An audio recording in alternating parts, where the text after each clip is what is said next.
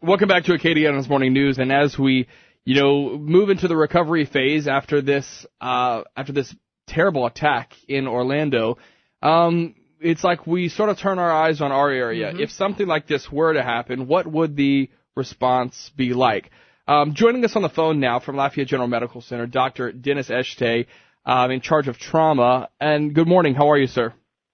Good morning. I'm well. How are you? I'm doing great. So, full disclosure, my wife's a nurse, so I have gotten that side of the story of the Orlando thing. Mm-hmm. She kept seeing pictures and saying, "Look how many stretchers are outside." Yeah. I mean, that they just had to be prepared. It sort of got me to thinking, if we had something like this with 103 deaths. 103 deaths and injuries, 50 dead, 53 injured. Where do they go? I mean, it just seems to have happened at an ideal place as far as medical care. They weren't very far from Orlando Regional Medical Center, I believe, which is a level 1 trauma center. They were able to call, people in and take care of these people, but could we absorb that sort of trauma if it were to happen in our area? The answer, it's the complex answer. It's a faceted phenomena that occurs. And the most important thing, just like you said, you saw stretchers out in the field. So the triage is the first thing that's critically important. So we have developed new policies for recruitment of personnel to go out into the field to help triage these critically ill patients, because those are the patients that need to come to the hospital first. Mm-hmm. So we've adapted and developed new policies first for the triage out in the field.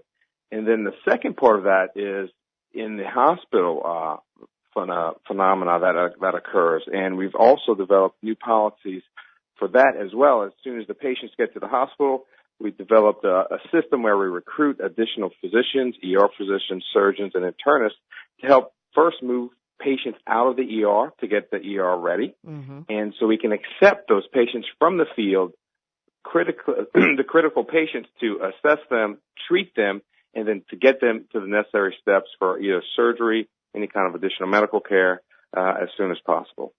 So, reading the account, and I would imagine as these events happen, they probably force other hospitals and hospital groups in different parts of the country to just look at their plan to kind of tweak things based on how it went. Now, I see from the hospital there, they had 6 surgeons, including a pediatric surgeon, who came, there were some younger patients, but we're talking about adults who were at a nightclub. Would we have the ability to put that many people in surgery at the same time in Lafayette? The answer is absolutely yes. We currently run 3 operating rooms all night if we have to, and we can recruit additional personnel, whether it be physicians, surgeons, so forth and so on. And when our event happened in Lafayette, I actually had surgeons from outlying facilities call me personally and ask if we needed help. So we do have the manpower there. Mm-hmm.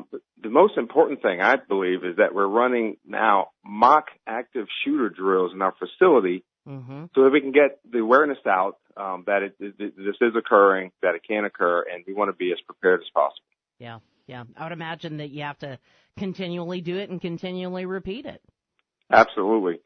But, the one thing I want to let everyone from Lafayette realize is, this is a horrible accident or tragedy. My heart goes out to all the victims and the families. But the chance of this happening, the physicians say is like lightning striking twice in the same area. So unlikely to happen, always a possibility, but we got to be as prepared as possible. Yeah. It sounds, that's exactly right. Have to be ready for anything to go at any moment. Absolutely. So, Dr. Echete, we were talking a little bit before we got on the air that you were actually in Orlando this weekend.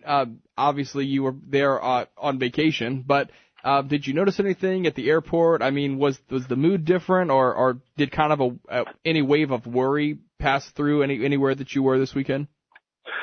Well, as I was going through security, I kind of picked the brains of the security there.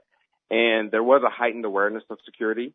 A lot of flights were delayed at that time. And, as you would expect, but, everything seemed to process and, all their processes continued to flow, I believe, as well as it could. All right, Dr. Dennis Echete from Lafayette General Medical Center. Thank you for taking some time to talk to us and explaining this to us. We obviously hope it will never happen, but happy to know that professionals like yourself are keeping us prepared in case it ever does. I appreciate it. Thank you, guys.